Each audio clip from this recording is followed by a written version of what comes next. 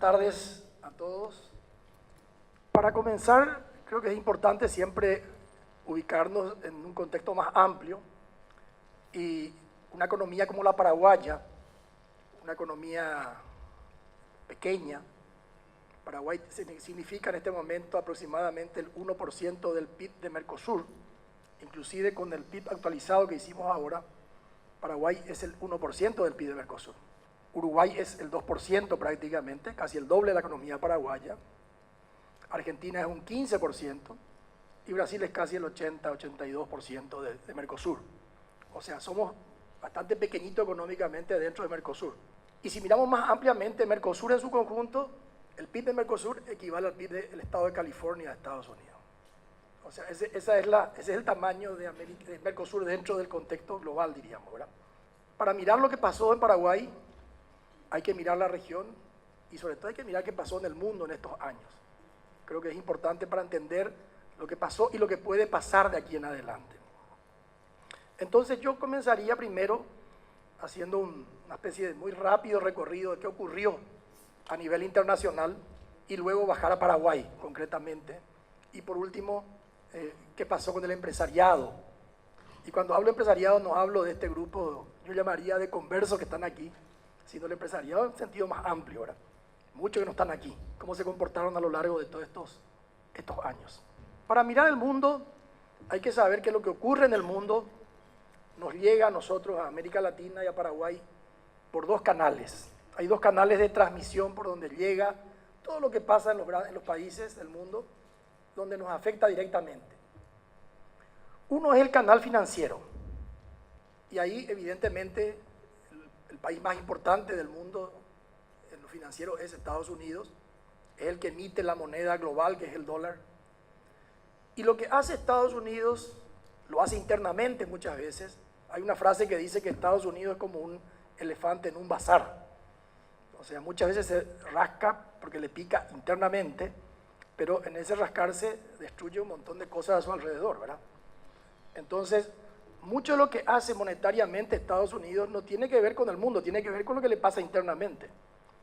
Pero lo que hace internamente le afecta al mundo entero. Entonces, por ejemplo, en la parte monetaria, el Federal Reserve, que es el Banco Central de Estados Unidos, desde la crisis del 29, mantiene una política monetaria llamada anticíclica. ¿Qué quiere decir eso? Que la política monetaria va siempre en contra del ciclo económico. Cuando la economía empieza a caer, lo que hace la política monetaria es bajar las tasas de interés para inyectar dinero, inyectar crédito, y que ese crédito permita que se reactive la economía. O sea, cuando hay caída económica, rápidamente hay una baja de tasas de interés. Y cuando hay un auge económico, cuando la economía crece y se empieza a recalentar y puede haber inflación, lo que hace es subir la tasa de interés para enfriar la economía. Se contrae el crédito y se enfría la economía. Esa es la política anticíclica, que lo aplica por razones internas. Cuando el principal centro financiero del mundo baja las tasas de interés, lo que ocurre es que hay capitales que migran de ahí y vienen para acá. Vienen muchos dólares para Paraguay, para Argentina, para Uruguay, para Brasil. Llegan muchos capitales porque está muy baja la tasa de interés allá. El dólar empieza a caer porque entran muchos dólares. Se inyecta más dinero porque el Banco Central compra generalmente los dólares, inyecta dinero, hay más circulante, como se dice en la economía. El crédito crece. Eso pasa cuando ellos bajan sus tasas de interés. Y cuando ellos suben la tasa de interés ocurre exactamente lo contrario. Bueno, ¿qué pasó en estos 10 años, 15 años?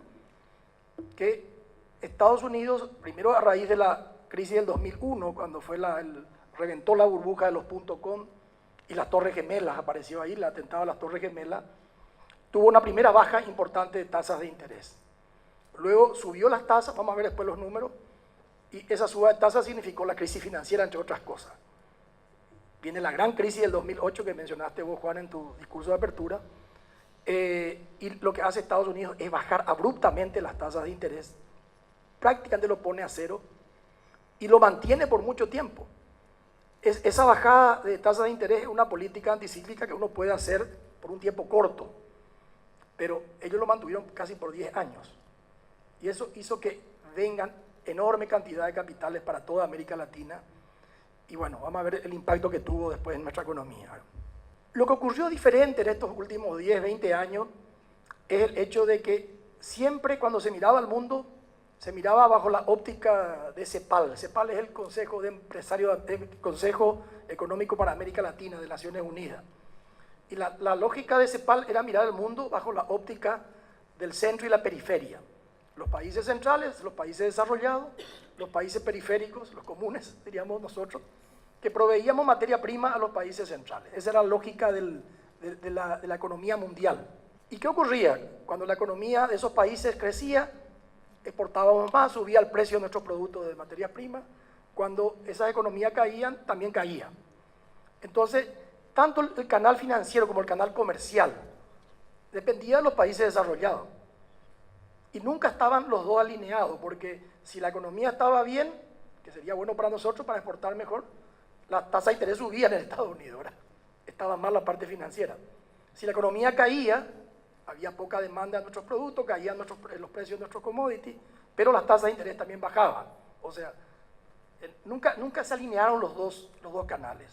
Pero en los últimos 20 años o 10 años aparece un tercer jugador que no estaba en el mapa, diríamos, que es China. China era un país muy pobre hace 20, 30 años, un país inmensamente poblado, de 1.300 millones de habitantes, pero inmensamente pobre, un país rural, el 80% de su gente vivía en el campo, y un país agrícola.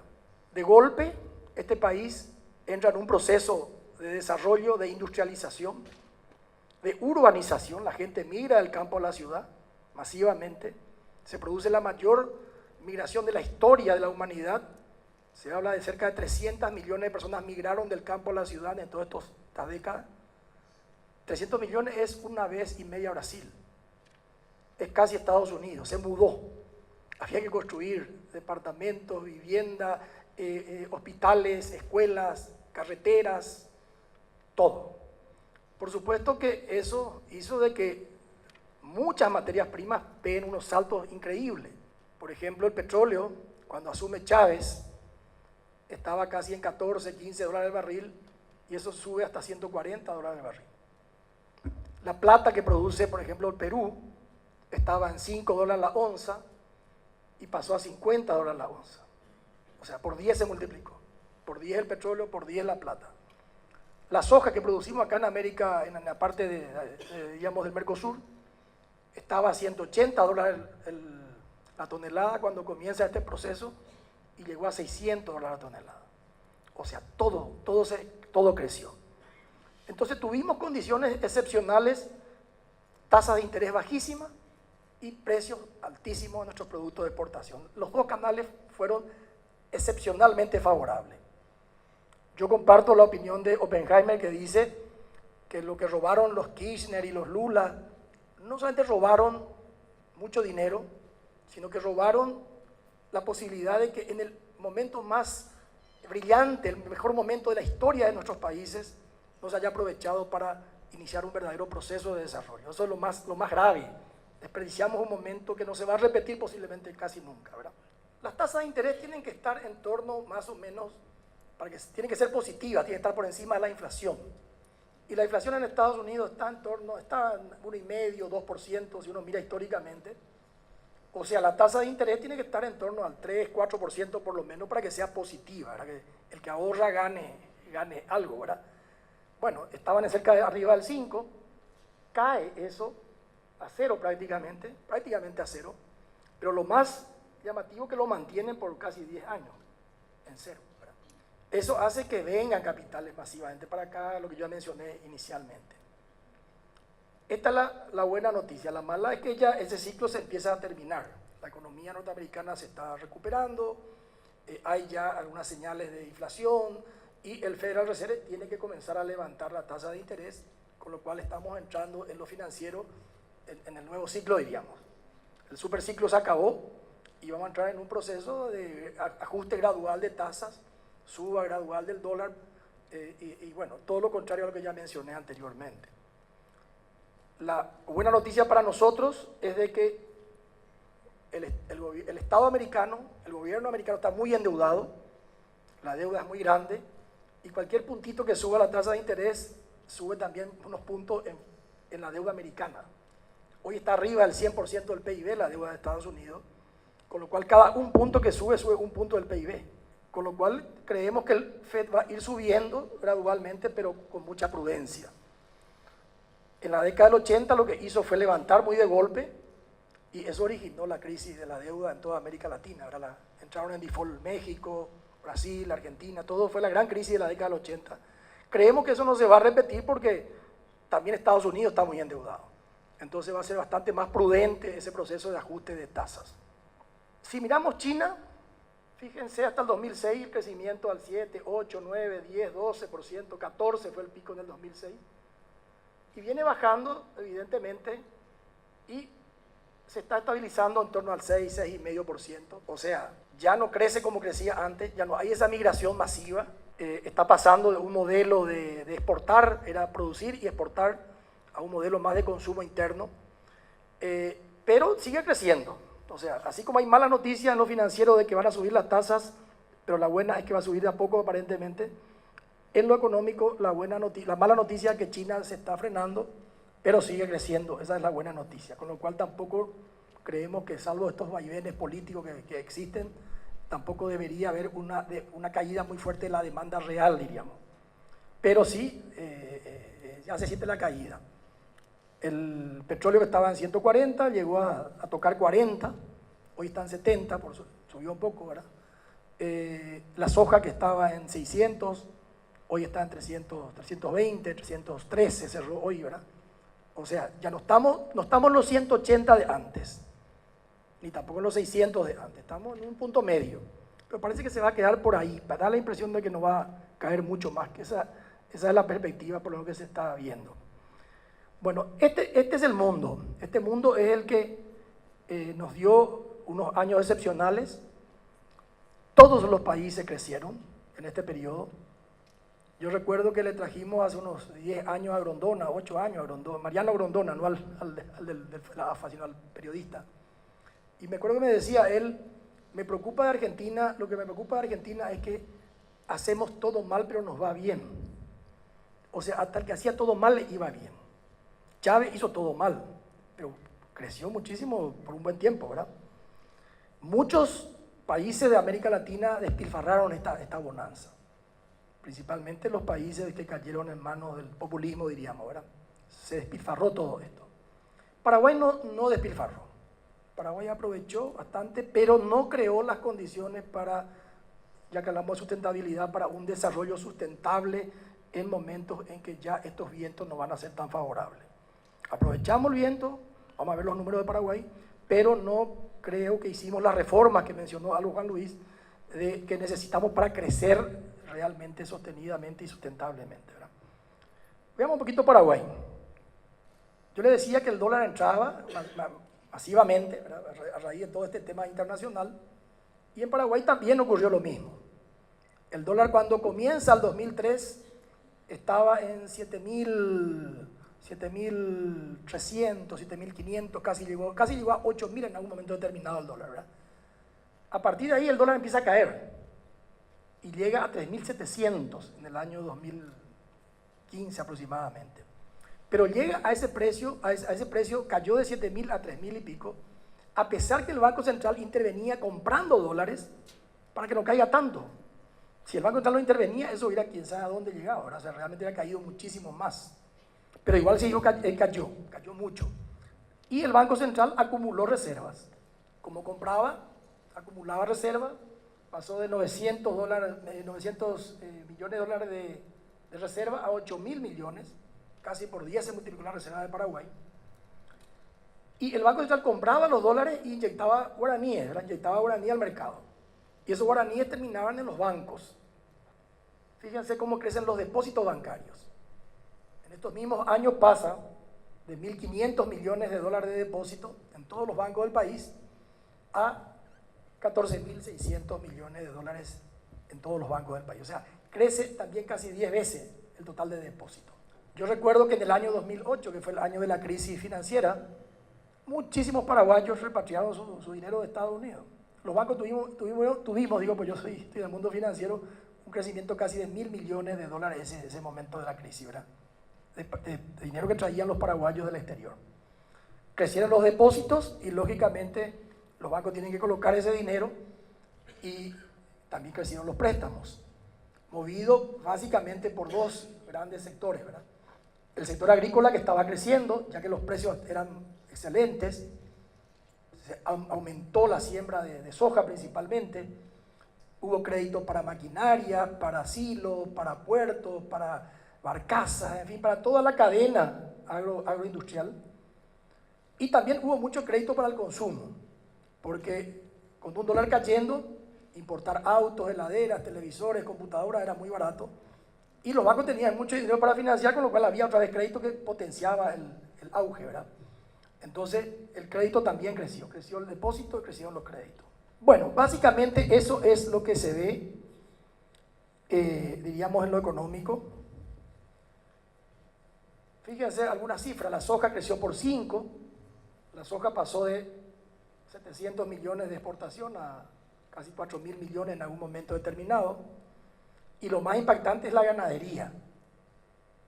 Fíjense, la ganadería pasó de apenas 49 millones de dólares de exportación, 49 millones, a 1.300 millones de exportación. O sea que se multiplicó por casi 30 la exportación ganadera de carne, ¿verdad?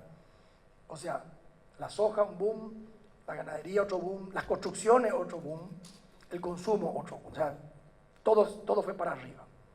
Eso hizo que el Producto Interno Bruto paraguayo, que era de apenas 6.000 millones a comienzo del ciclo, haya llegado a 28.000 millones, 29.000 millones en el año 2017. En este año 2018 se hizo un cambio de metodología de cálculo del PIB. Hay una nueva metodología que nosotros consideramos que es mejor que la anterior, o sea, mide mejor la economía paraguaya, porque hay sectores que no estaban bien representados. La ponderación de sectores era diferente a la que es realmente. Y hoy, con el PIB ajustado, estamos con un PIB de 38.950 dólares por habitante, ¿verdad? En total, no el PIB per cápita. Entonces, todo creció. Creció exportaciones, creció crédito, creció depósito, creció el PIB. Pero, como yo le mencioné, esto se está acabando, ¿verdad? Esto se está acabando y, lógicamente, hay que ver qué va a pasar de aquí en adelante. Por lo menos está acabando como un superciclo. Para ver lo que pasó con el sector empresarial, yo le decía a Gloria, ya la que estábamos hablando recién, yo le decía, yo quiero hablarle al empresariado en general, no a este grupo de conversos que están aquí en la sala, ¿verdad? Hay muchos no conversos que están afuera. Y miremos qué pasó, qué hizo el empresariado con todo esto. El empresariado aprovechó. La inversión, que vamos a ver después, es la palanca del desarrollo. La base para crecer es la inversión. La inversión en estos años hizo el sector privado. Este complejo que tenemos aquí es el sector privado. Estas son las dos fotos de Santa Teresa, del 2003 y 2017-18. Todo lo que se ve ahí es inversión privada. Se calcula que aquí en esta zona se invirtió, entre este edificio, más de 200 millones de dólares. El World Trade Center, Sheraton, todos los departamentos aquí, se calcula cerca de 600 millones de dólares de inversión privada en esta zona. Y la inversión pública fue casi cero. Hace poco hicieron un desagüe pluvial porque se inundaba todo cuando llovía acá abajo, ¿verdad? Que ponerle ahí ahora dio una inversión de 10, 15 millones de dólares. Nada. Entonces, problemas de todo tipo, de infraestructura, de embotellamiento en la ciudad y en la ruta, ¿verdad? En todas partes. Entonces, este crecimiento se aprovechó desde el sector privado, a pesar que pero el Estado no molestó, por lo menos, a diferencia de Argentina, de Venezuela, donde el Estado expropió parte de esa riqueza, ¿verdad? En el caso argentino había retenciones. Acá el Estado fue neutro, por lo menos, mantuvo la macroeconomía estable y no hizo nada, ningún tipo de cosa, o no pudo hacer, por lo menos políticamente. Hubo algunos intentos, pero no hubo la fuerza política para llevar adelante, diríamos, de apropiar una parte de esa riqueza, y el que se benefició es el sector privado. Pero bueno, veamos qué pasó con el resto de la gente. Juan Luis mencionó la pobreza, el problema de salud, el problema de educación. Veamos un poquito qué pasó, y ahí voy a entrar, repito, a tocar un poco el comportamiento del empresario en este periodo. Primer comportamiento, invirtió mucho, y aprovechó y ganó mucho dinero el empresario, ¿verdad? Sobre todo esos sectores que fueron los sectores pujantes como el agro, la ganadería, el sector financiero, la construcción, el consumo en general. ¿Qué pasó con la pobreza? Entremos un poco más en lo social. La pobreza cayó. Y esta es una primera cosa que cuando yo me reúno con gente que dice que no se siente el crecimiento en la gente, cualquiera de nosotros que viajamos mucho por el interior, vemos ciudades que han crecido, se ven sucursales bancarias, de compañías telefónicas, bares, restaurantes, motos, celulares, o sea, hay una pujanza diferente a la que había hace 10, 15 años atrás. Y fíjense, esta es la pobreza total. Pasó de arriba del 50%, o sea, cuando llega al comienzo del ciclo, Paraguay llevaba 20 años de estancamiento económico. Se acabó Itaipú en la década del 70 y desde el 80 y 90 hasta comienzo del año del siglo XXI, Paraguay tenía el mismo PIB per cápita en el 2003 que en el 83. Y la pobreza se disparó. Una población joven que entra al mercado laboral, entran más de 100.000 jóvenes, la economía estancada generaba 30.000 puestos, 40.000 puestos de trabajo, y ese bolsón iba a aumentar la pobreza, o miraba a España, Argentina, en fin. Pero la pobreza bajó. Pero fíjense cómo viene bajando, pero acá ya empieza a estancarse, que fue el periodo del gobierno de Cartes, ¿verdad? El gobierno de Cartes, en proporción, en porcentaje, bajó un 1.60, bajó ese periodo, en cantidad aumentó, un poquitito aumentó, de 1.804.000 a 1.809.000, o sea, prácticamente se estancó la pobreza, dejó de caer. Evidentemente, la economía permitió de que cierta gente que estaba en el nivel de pobreza tenga oportunidad de trabajo y pueda tener algún ingreso que le permita salir de esa línea de pobreza. Pero la gente que tiene esa pobreza más dura, que viene de generaciones, eso por más que la economía crezca al 10, al 15, al 20%, no se va a poder insertar en esa economía. Entonces, esa es la parte dura, que ya no es la economía la que le va a quitar, sino que ya es políticas sociales activas y de calidad, ¿verdad? Entonces, estamos llegando a un punto en el cual realmente ya va a ser más difícil bajar este indicador, salvo que tengamos un estado que no tenemos hasta ahora diferente, ¿verdad? Ya no va a ser solamente con crecimiento económico que vas a conseguir que eso se reduzca, por lo menos en forma importante. Entonces, para entrar a ver qué hizo el empresario, ya vimos que invirtió y ganó mucho dinero en ciertos sectores, pero esta frase de Cornejo a mí me gusta mucho. Miguel Ángel Cornejo era un conferencista, falleció hace unos años, mexicano, y él usaba una frase que decía, hablaba como Cantinflas, usaba unos juegos de palabras así simpáticos, ¿verdad? Pero él decía, el idealista es aquel que comprende que su misión se inicia donde termina su responsabilidad. ¿Qué quiere decir eso? Él decía, yo no puedo decir que mi ideal es que mis hijos estudien, tengan un mejor futuro. Eso no es un ideal, eso es tu responsabilidad, decía. Eso no es un ideal. Porque yo soy responsable de mis hijos. Ahora, cuando yo me preocupo por los niños de la calle, que no es mi responsabilidad, no, yo no fui culpable de que estén ahí. Entonces ahí comienza el idealismo, dice Cornejo, ¿verdad? Entonces yo quiero mostrar un poco algunas estadísticas que son muy directas del empresario, en general, repito, no de este grupo tan selecto, que por ahí puede chocar a algunos de repente, ¿verdad?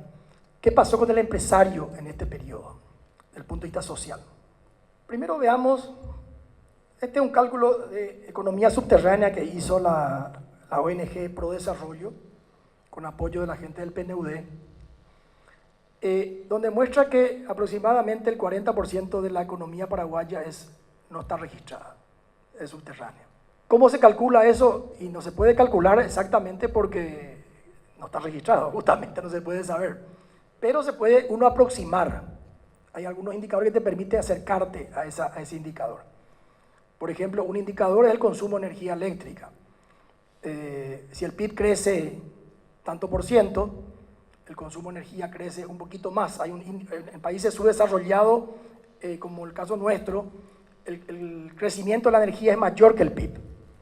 ¿Por qué? Porque hay sectores que no tenían heladera, ahora tienen heladera, el que no tenía aire acondicionado, ahora tiene aire acondicionado. Entonces el consumo de energía crece más que el PIB y está calculado ese indicador. En los países desarrollados es al revés. Cuando crece la economía, el que ya está ahí ya tenía su heladera, tenía su televisor, tenía su equipo de sonido. Puede ser que cambie por algo más eficiente, más moderno, pero no va a crecer, ahí crece menos la energía que el PIB, ¿verdad?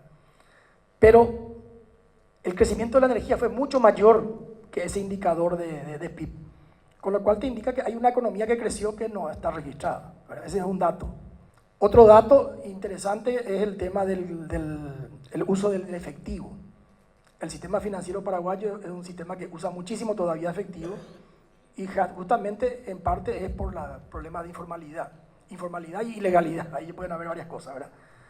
Y por último, que es lo que quiero mostrar después, evidentemente también se calcula para ver este índice, lo que el PNUD justamente llama el índice de calidad de empleo.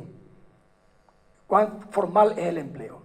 Un empleo formal es aquel que se paga el salario mínimo, que tiene seguro de salud y que tiene seguro de jubilación, tiene jubilación.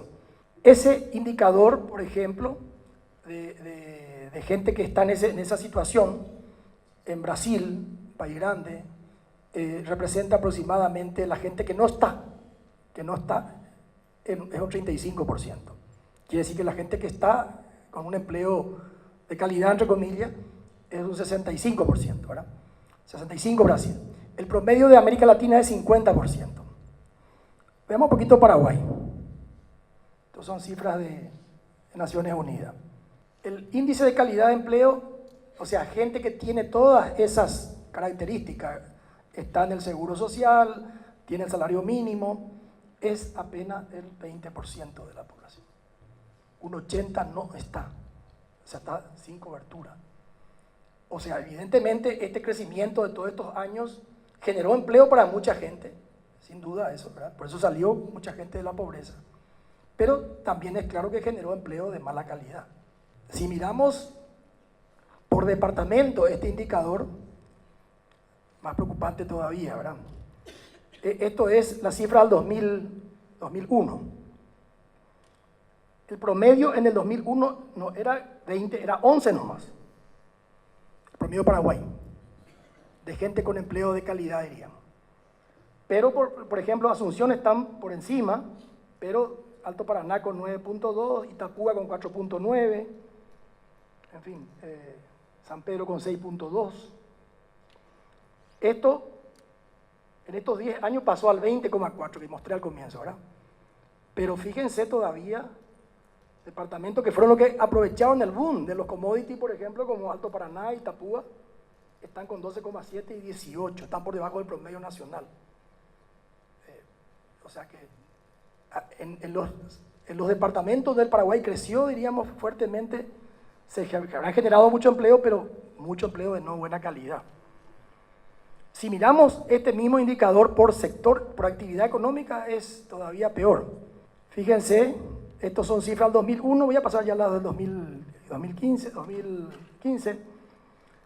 El más chiquitito de todo es el sector agropecuario. Pasó del 1% al 1.6%. Hubo una mejoría, pero apenas 1.6% de la gente empleada en ese sector tiene un empleo con las características que yo mencioné, ¿verdad? Y el otro sector que fue un campeón en estos años, que fue la construcción, pasó de 2.1 a 7.1. Tuvo una buena mejoría, pero sigue siendo los sectores de muy mala calidad de empleo, ¿verdad? Muy mala calidad de empleo. Entonces, este es un tema que habría que analizarlo en este congreso, en el futuro congreso. ¿Qué está pasando, verdad? ¿Qué está pasando? Porque fíjense que Paraguay tiene uno de los porcentajes de aporte sobre el salario menores de América Latina. O sea, la tasa de aporte obrero patronal es una de las menores de América Latina y aún así la tasa de cobertura es una de las menores de América Latina. Entonces, pero también sabemos que hay problemas de servicio, de oferta. El IPS no cubre en muchos lugares, mucha gente no quiere pagar porque no tiene ninguna cobertura. Pero este es un problema importante. La gente está a la intemperie. Tiene un problema y no tiene ningún tipo de seguridad, ¿verdad? Veamos un poquito una foto al 2000. Voy a mostrar todo ya. Esta es también fuente de Naciones Unidas. Hay muchas maneras de calcular la pobreza, hay muchas formas de medir. La forma que mostré antes de caída es la que se mide por línea, una línea de base donde se fija un monto de ingreso y en base a eso se define quién está por debajo o por encima de la línea de pobreza, ¿verdad? Esta es otra metodología, pero más o menos llega a una cifra parecida. Paraguay tiene un 20% de la gente en pobreza, llamada pobreza según Naciones Unidas. Pero fíjense el otro grupo, 39,50, casi 40% salió de la línea de pobreza. La línea de pobreza se fija en un ingreso de 600.000 aproximadamente a nivel urbano. Si vos ganás un guaraní más, ya no sos pobre, ¿verdad? Teóricamente, aunque seas tan pobre como un guaraní menos, ¿verdad? Pero mucha gente salió, pero pasa a engrosar ese grupo de población llamada vulnerable. Está muy cerca de la línea. Cualquier problema de una sequía en el campo, una caída de los precios, como está ocurriendo, de los productos agrícolas, algún problema del contrabando que va y que viene, cualquier cosa de eso puede hacer que mucha gente caiga, ¿verdad? Y esto está ocurriendo en toda América Latina. Se acabó el superciclo y el país que fue el campeón de sacar gente de la pobreza, que fue Brasil. Brasil sacó más de 30 millones de personas de la línea de pobreza. Hoy, con la crisis económica que tiene política, están cayendo de vuelta a la pobreza, ¿verdad? Mucha gente está pasando de vulnerable a pobre de vuelta. Y no es un tema menor, no es un tema menor porque está muy estudiado que el malestar que siente la persona que ya tuvo algo y luego pierde es muchísimo mayor que el malestar que el que no tuvo nunca eso, ¿verdad? El que ya pudo tener su autito, ahora vuelve a andar en ómnibus, el que pudo mandar a su hijo a una escuela un poquito mejor, ahora tiene que volver a sacarlo de ahí. O sea, el malestar social que genera este problema es enorme, ¿verdad? Si a este malestar le sumamos el otro tema, aquí fíjense, el 60% prácticamente en Paraguay es la población entre vulnerable y pobre. Esto requiere políticas sociales, que vos mencionaste, Juan Luis, por un lado para sacar a la gente de la pobreza, pero por otro lado para contener que los vulnerables no caigan, ¿verdad? Porque son dos políticas que son diferentes, ¿verdad? Lo que hay que hacer para sacar es una cosa, lo que hay que hacer para evitar que caigan es otra cosa, ¿verdad? Este es un tema que se podría profundizar por ahí en próximos congresos o en este mismo congreso, ¿verdad? Porque es muy grande, 60% es muchísima gente, ¿verdad? Si a esto le sumamos el tema de la urbanización, Paraguay se habla mucho de los problemas de la pobreza rural, pero Paraguay es un país ya urbano en este momento. La mayoría de la gente vive en las ciudades.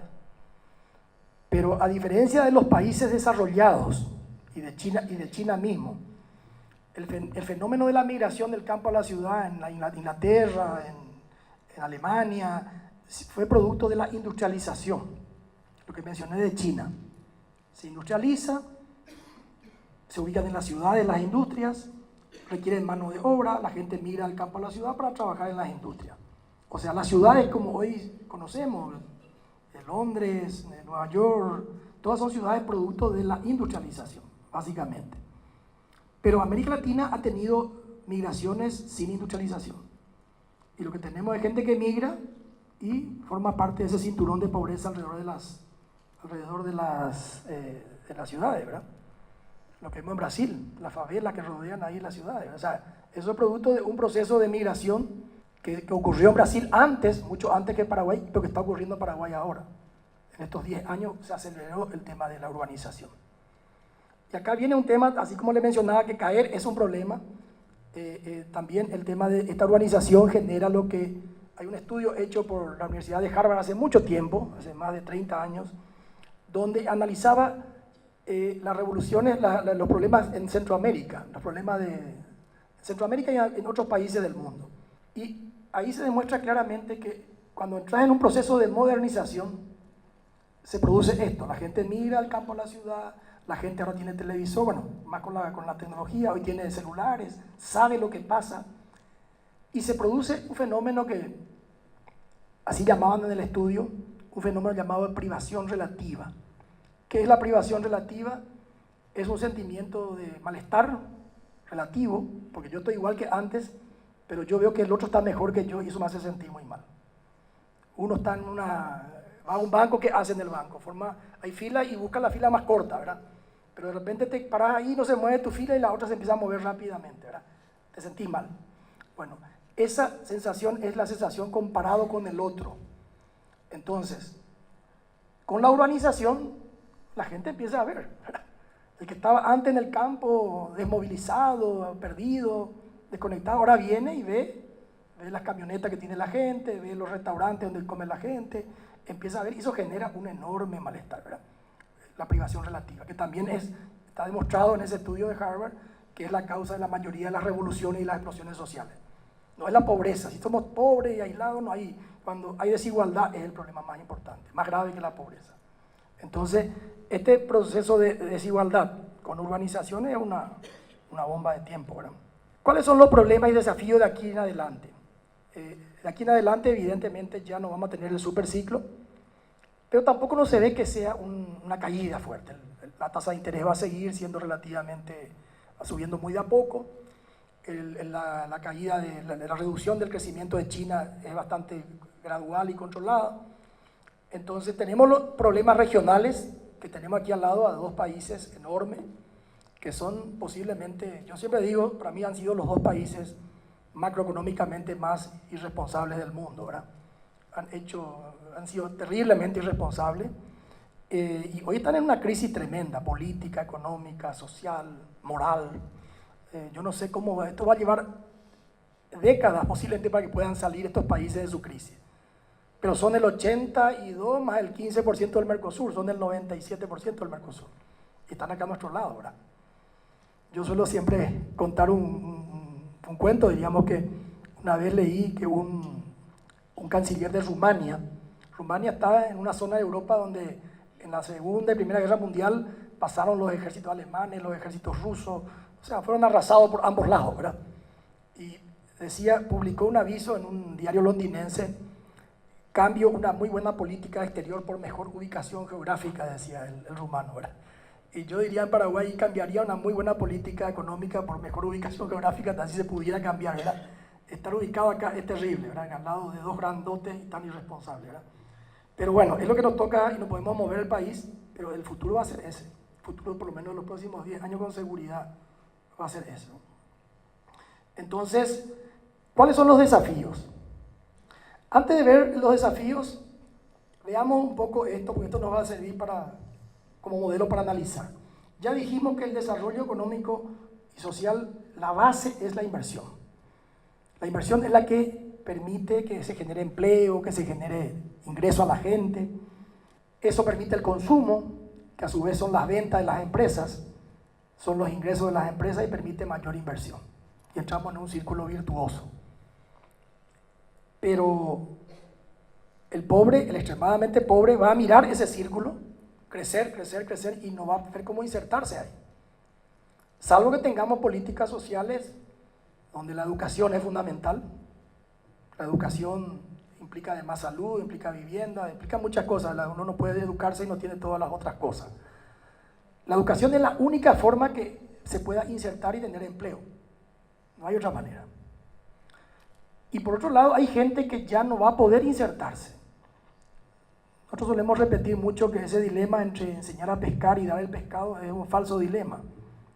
Hay gente que ya no se le va a poder enseñar a pescar. Gente mayor, gente que tuvo daño irreparable en su infancia, gente que ya no puede ser educada prácticamente, y hay muchísima gente así. Y a esa gente hay que darle el pescado, no hay otra manera que, si queremos tener paz social, ¿verdad? Entonces, toda esta política de apoyo, de transferencia condicionada, todo eso, vamos a tener que seguir manteniendo y mejorando la calidad para que esta gente pueda salir y poder sumarse a ese círculo virtuoso del crecimiento. Pero la inversión se tiene cuando hay mercado, cuando vemos que el mundo crece. Vamos a tener que ser mucho más inteligentes los empresarios, mucho más ingeniosos los empresarios para, diríamos, ver cómo invertir y en dónde invertir. Yo veo una economía paraguaya que va a requerir mucha inversión en infraestructura, una economía paraguaya mucho más urbana, donde va a requerir mucha inversión en salud, en educación, en temas de servicios, ¿verdad? Básicamente ahí van a haber muchas oportunidades de inversión. Hay que buscar, porque si no invertimos, diríamos, yo creo que la primera responsabilidad del empresario es seguir generando, invirtiendo y creciendo, en un país como el nuestro sobre todo, ¿verdad? Entonces, Esta parte es un poquito, pues tuvimos mucho marketing de los gobiernos anteriores, de que crecimos, que somos la China del mundo. Yo quiero poner una pastillita de Ubicatec nomás, de dónde está Paraguay, ¿verdad? Tomar esa pastilla y ubicarnos para saber, porque la estrategia tiene que responder a la realidad. Yo no puedo hacer un plan como que sea China, cuando soy un país de 7 millones de habitantes, ¿verdad? Y un país que está al lado de dos grandes que son complicados, ¿verdad? Entonces, veamos un poquito la ubicación de Paraguay. Hay muchas maneras de medir el desarrollo de un país, pero una de las formas más simples es el PIB per cápita. El PIB per cápita de Paraguay es de 5.602, ese ya es el nuevo PIB con el nuevo cálculo, ¿verdad? Con el nuevo, estaba en 4.000 y algo nomás, con el cálculo anterior. Ahí vemos que Brasil está en 8.000, Brasil tiene un PIB per cápita, es un país que tiene mucho más, es más grande, pero también tiene más habitantes, entonces da 8.000. Argentina está en 12.000, con toda su crisis está en 12.000, pero viene cayendo Argentina, viene de arriba para abajo, diríamos. Uruguay está en 15.000, Corea está en 27.000, Alemania en 42.000, Estados Unidos en 57.000. Lo que hoy se llama la frontera del desarrollo es una convención, se fijó en 24.000. Hoy dicen que los países por arriba de 24.000 per cápita son países desarrollados, por debajo de 24.000 son países subdesarrollados. Ningún país de Latinoamérica es desarrollado. El que está más cerca y que se puso como objetivo Sebastián Piñera en su gobierno es poder terminar su periodo presidencial. No sé si se refiere a los próximos 4 años, porque tenemos un proyecto de otros 4 años más de alguien del mismo grupo, pero cuando termine el periodo, ser el primer país desarrollado de América Latina, ¿verdad? Paraguay está muy lejos de esa frontera. Y para llegar ahí hay que crecer. Estamos muy atrasados en la carrera, ¿verdad? Es como ir atrás en la carrera, lo cual nos obliga a ir más rápido, ¿verdad? Más rápido. Y por otro lado, somos muy chiquititos. Acá ustedes son todos empresarios y saben que si mi negocio es una despensa que vende 100.000 guaraníes por día, con que venda un poquito más, voy a vender 200.000 y va a crecer un 100%, ¿verdad? En porcentaje crecer es muy fácil cuando sos chiquitito. Para uno grandote cuesta mucho en porcentaje crecer. Paraguay tiene que crecer a tasas mucho más altas y más rápido. Fíjense un poquito, y esto un poquito para ver lo que hubo de marketing político en todos estos años, ¿verdad? Este es el crecimiento del PIB anual de diferentes zonas del mundo. Nosotros solemos decir que nosotros crecimos por encima de la región, ¿verdad? Como un gran logro, ¿verdad? Crecimos 3,5, 4,5, y la región no creció casi nada. Sí, pues la región le tiene a Brasil y Argentina en ese promedio, ¿verdad? Sobre todo Brasil, que le tira para abajo. Fíjense, el promedio de Latinoamérica es 2%. Claro, nosotros crecimos 4%, crecimos más que el doble de América Latina, de promedio. Pero yo no me quiero comparar contra Brasil y Argentina, ¿verdad? O le quiero sacar a Brasil y Argentina de ahí. Si yo miro los países subdesarrollados, crecieron 4,5% los países subdesarrollados, no es que crecieron 2%. Los desarrollados crecieron 2,20%, crecieron más que América Latina, los desarrollados. O sea que los que están allá lejos en la carrera fueron más rápidos que toda Latinoamérica en general.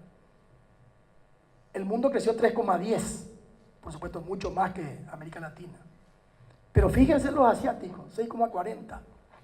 Contra eso tenemos que compararnos, contra ese tiene que ser el objetivo nuestro, no crecer más que Brasil y Argentina que están estancados y con crisis, ¿verdad? El 4,5% es absoluta, el 3,5%, 3,75%, 4%, absolutamente insuficiente para avanzar en ese camino del desarrollo. Hice un cálculo que es bastante deprimente, pero antes de pasar al cálculo, nosotros calculamos en la fundación justamente cuál es el actual PIB potencial de Paraguay. Y eso se calcula en base al nivel de ahorro, el nivel de inversión, los recursos que dispone. Y fíjense, antes del superciclo, Paraguay tenía un PIB potencial del 2%. Con el superciclo pasamos a 5,5%. Y hoy el potencial está en 3,75%. Salvo que nos endeudemos, que eso no es sostenible, no es sustentable, para empujar más el crecimiento, y podemos hacerlo por un tiempo. Pero si no hacemos algo de fondo, Paraguay debería crecer en 3,75, 4% todos los años, ¿verdad? ¿Y qué pasa con ese indicador? Para alcanzar los 24.000, que sería un objetivo, ¿verdad? Lo más rápido posible. Al 375 con crecimiento de 1% de la población nos llevaría 54 años llegar a los 24.000 que Chile quiere alcanzar ahora. Si levantamos a 5% el crecimiento, se acorta a 37 años. Si conseguimos superar las tasas asiáticas, podemos en 25 años alcanzar esa frontera. Pero esto nos muestra la magnitud un poco del desafío que tenemos por delante. ¿Cuáles son los problemas para crecer más rápido? Y bueno, baja inversión nacional y extranjera, la inversión es baja, a pesar del marketing que ha habido en los últimos años, y se hizo mucho en materia de promoción, la inversión efectivamente radicada no ha sido tan alta. Paraguay tuvo el año pasado un poquito más de 300 millones de dólares de inversión extranjera, contra 1.200, 1.300 de Uruguay, por ejemplo, ¿verdad? O sea, estamos bastante lejos de lo que debería ser la inversión en Paraguay. Y todos sabemos que una de las causas es la inseguridad física y jurídica, instituciones débiles, corruptas, en fin, todo lo que ya sabemos que aquí no hace falta repetir, ¿verdad? ¿Qué tenemos que hacer para salir de esta situación y crecer más rápido en un ambiente ya no tan favorable? De alguna manera lo escribió muy bien el futuro presidente del Banco Central, José Cantero. Escribió un libro muy interesante, se llama tiene un nombre complicado, Atroz, el primero era Atroz, que fue el periodo histórico de la guerra del 70, todo ese periodo terrible de Paraguay. Luego tuvimos un periodo de atasco, donde se trancó la economía, no crecía. Tuvimos un periodo de auge, en estos últimos 15 años. Y bueno, ahora viene la reinvención, él habla de reinvención. Y menciona muy interesante porque es muy fácil de recordar 7 I, que son básicamente inversión, por supuesto, la I de inversión, la I de instituciones, la I de infraestructura, la I de inteligencia, que es educación, ¿verdad? Imagen del país, ¿verdad? Y inversión extranjera, inversión productiva e inclusión social, ¿verdad? Son los temas que él todo puso con I. Es muy fácil de ponerlo, ¿verdad? Hay que llevar adelante. Eso requiere, evidentemente, una estrategia de desarrollo. Fíjense que Paraguay, por ejemplo, tiene en su constitución que Paraguay tiene que tener un plan nacional de desarrollo. Está en el artículo 177. Y que ese plan es obligatorio para el sector público y es indicativo para el sector privado. Y hay un plan, se elaboró en los últimos 5 años un plan donde básicamente tiene 3 ejes. La inserción de Paraguay en el mundo. Paraguay no va a crecer si no está insertado. Ahí están los grandes mercados. Nadie va a venir a invertir mucho dinero acá para este mercado local tan pequeño. Tenemos que insertarnos en la región y en el mundo. Si vamos a entrar en un proceso de industrialización, con más razón es importante la inserción, porque cuando uno vende commodity, uno no vende, te compran. Eso tiene un precio y te compran. Cuando uno quiere vender productos industriales, hay que conseguir entrar en los mercados, ¿verdad? Entonces, si queremos crecer, el paso es industrialización, darle mayor valor agregado a lo que tenemos, y es fundamental la inserción en el mundo. Un crecimiento económico inclusivo que genere empleo de más calidad, y el tema social con reducción de pobreza y desarrollo social. Eso está escrito, está ahí, ¿verdad? El tema es llevar adelante, tener la voluntad política de llevar adelante. Hay que invertir en infraestructura, en conectividad, en la gente, ya hablamos, educación, salud, y hay que hacer reformas estructurales, se llaman. Si no reformamos el Poder Judicial, si no hay una reforma educativa, si no hay una reforma en el sistema previsional, si no hay una reforma en la administración central, este Estado enorme que gasta y no invierte prácticamente nada y que no da ningún tipo de servicio público, y reforma de las empresas públicas. Llegó el momento que si queremos crecer tenemos que hacer todo esto. Ya no nos va a empujar el viento de cola que venía de afuera. Ya no va a bastar el sector privado solo. Vamos a requerir el sector público, pero un sector público reformado. Por supuesto que todo esto vemos muy complicado con esta situación política actual. Casi diría que imposible, ¿verdad? A nosotros nos luce como que pueden ser 5 años perdidos de vuelta. Y eso es terrible en un momento en que yo siempre repito que en la selva el grande le come al chico, ¿verdad? Pero el rápido le come al lento. Paraguay es chico, tiene que ser rápido, ¿verdad? Lo único que nos queda es ser rápido, hacer reformas rápido, cambiar rápido, mover nuestro sistema productivo rápido. Y termino con un cuento que más de ustedes deben conocer. Dice: cada mañana en el África una gacela se despierta y sabe que deberá correr más rápido que el león o este lo comerá, lo matará. Cada mañana en el África un león se despierta y sabe que debe correr más rápido que la gacela o morirá de hambre. Cada mañana cuando el sol sale, no importa si eres león o gacela, Paraguay es gacela, ¿verdad? Lo que importa es que corras rápido. Yo creo que ese es el mensaje. Estamos realmente angustiados con lo que hay que hacer. Se acabó ese super ciclo. Hay que reinventar, diríamos, lo que vamos a hacer aquí en adelante. Y esa reinversión pasa por el sector privado, que tiene que buscar nichos de inversión, ya no tan sencillo como teníamos hasta ahora, y un sector público reformado.